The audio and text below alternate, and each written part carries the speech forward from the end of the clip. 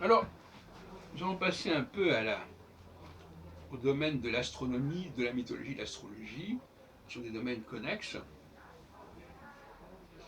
Vous savez qu'il y a un débat justement pour savoir si les astronomes ne sont pas aussi des astrologues, qui ne s'avouent pas forcément comme tel. Un cas remarquable,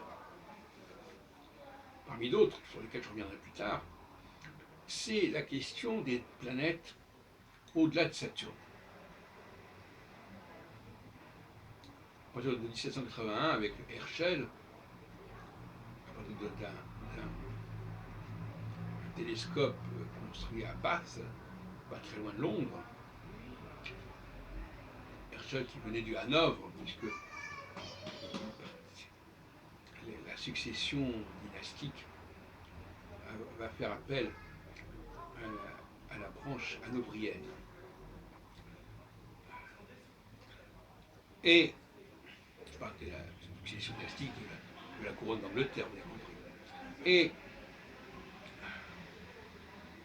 alors, au début, il semble qu'il ait voulu l'appeler Georgium Sidus, parce que le souverain anglais, à ce moment-là, s'appelait George. Georg, pour parler en allemand. Et ensuite, pour des raisons que j'ignore dans le détail, je crois que c'est les Allemands, et notamment Bode, qui auraient préféré une terminologie mythologique. Et donc le pli a été pris au tournant du XIXe siècle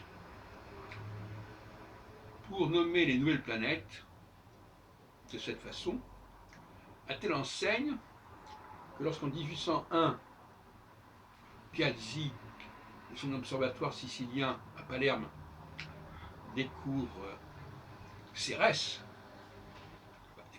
découvre une planète qu'il va appeler Cérès, justement. Il se trouve que Cérès est la déesse de la Sicile, plus ou moins. Sicile qui était le grenier à blé de.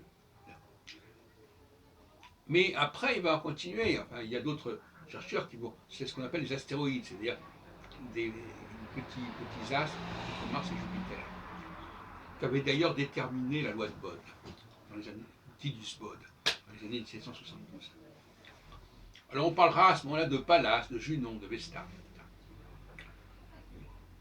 Et puis en 1946, Neptune, et puis en 1930, Pluton, et puis à la fin des années, à la fin du 19e siècle, on parlera aussi de Vulcain.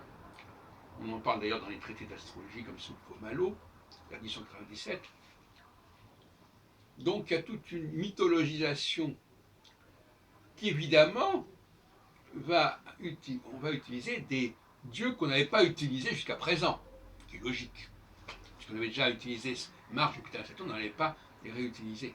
Donc on va prendre ce qui restait dans la série des dieux, et on a pris notamment Neptune et Pluton, qui sont les deux frères de Jupiter, fils de Saturne. Le problème, c'est que, c'est compliqué, mais on va essayer pour l'instant de serrer les problèmes. Le problème, c'est que dans la mythologie elle-même, on nous explique pourquoi, au fond, certains dieux n'ont pas été choisis pour nommer des planètes. Je parle des dieux de l'Antiquité.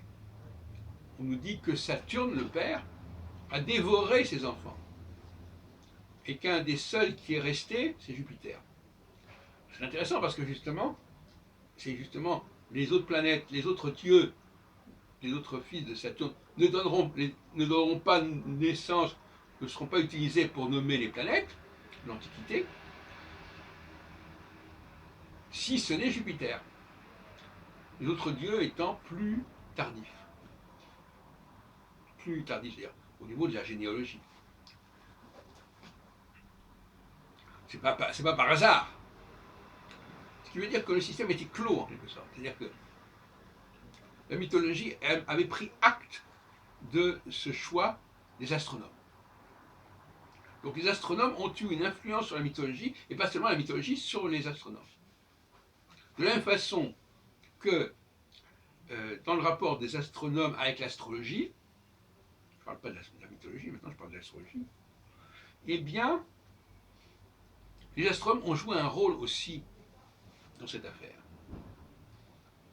On pense notamment à Ptolémée, le grand astronome, auteur de l'Almageste, est également l'auteur de la Tétrabible, 2e siècle de notre ère,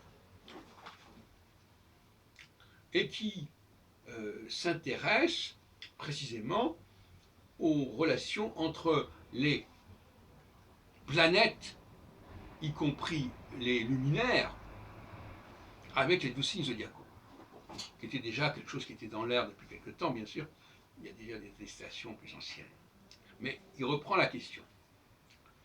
Il la théorise, il la structure, il la géométrise, etc. Donc, Ptolémée s'intéresse à l'astrologie. L'analyse le dit. De même que Kepler, près de 15 siècles plus tard, s'intéressera à la fois à l'astronomie et à l'astrologie.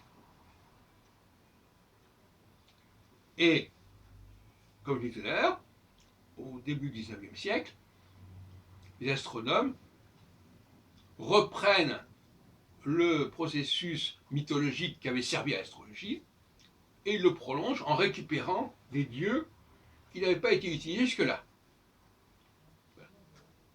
Bon, je m'arrêterai pour l'instant jusque sur ce point, on y reviendra. Je ne veux pas faire des vidéos trop longues.